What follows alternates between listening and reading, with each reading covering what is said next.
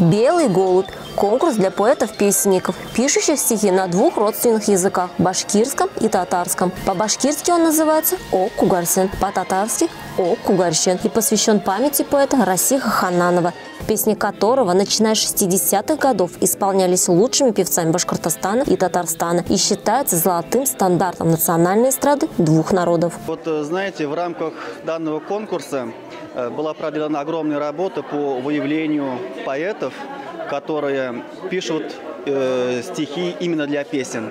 Этот конкурс «Белый голубь», «Ак Кугарсен», он проводится в этом году впервые. Это наша самая первая ласточка. Когда мы начинали этот конкурс, мы даже сами не ожидали, что он будет таким масштабным, таким содержательным, потому что в рамках этого конкурса было очень много заявок, не только из Башкортостана.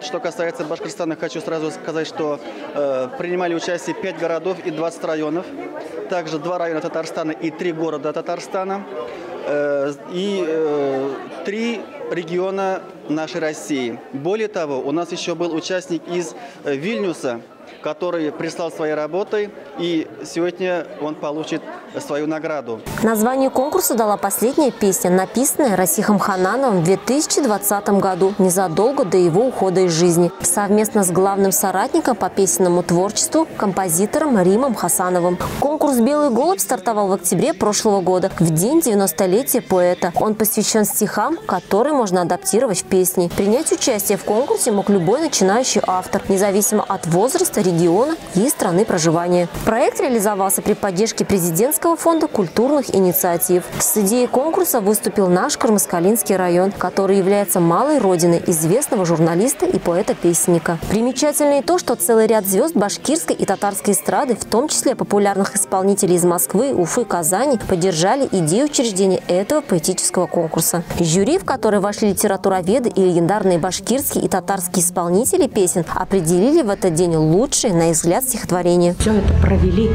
очень здорово, очень многие откликнулись, со всех регионов многие участвовали, и очень много пришло, нам приходилось очень много кропотливо сидеть, там по 16, по 20 стихотворений присылали некоторые люди, и каждый надо это вникать, что надо, это надо войти, что-то какой-то изюминкой, каждому стихотворении надо находить что-то, что этот человек хотел сказать именно.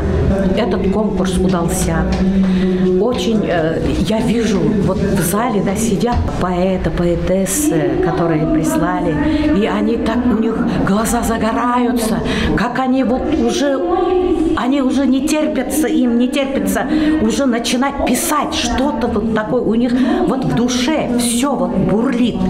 Это мы видим со сцены, и это здорово. Конкурс «Белый голубь» символичен. Это своего рода мост между двумя братскими народами. Мост дружбы. Не случайно примерно половина работ на конкурс была прислана на башкирском, вторая половина же на татарском языке. Песня «Уфа, Казан, Орасы» между Уфой и Казанью, посвященная именно этой теме, прозвучала в этот вечер в исполнении Рамиля Чурагула. Он отметил, что песни Расиха Хананова, памяти которого посвящен конкурс, ушли в народ. А это значит, его творчество будет помнить не одно поколение. Расих Хананов, он был человеком-легендой. Он столько хороших песен оставил. В жизни как получается? Были целые империи, дворцы, и пыли не осталось. Сначала было слово, потом будет слово, как сказано в Библии. И я сам это Кармаскалинская земля, это кладезь вдохновения. Я как говорится, приезжаю сюда и каждый раз что-то пишу. Когда не пишется, я приезжаю сюда, и обязательно в моем творчестве всегда всплеск такой. На творческом вечере также в исполнении народного артиста Республики Башкортостан и Татарстан Фана Валиахметова прозвучала песня «Хин онутма», что в переводе означает «не забудь», написанная Расихом Ханановым ровно 65 лет назад.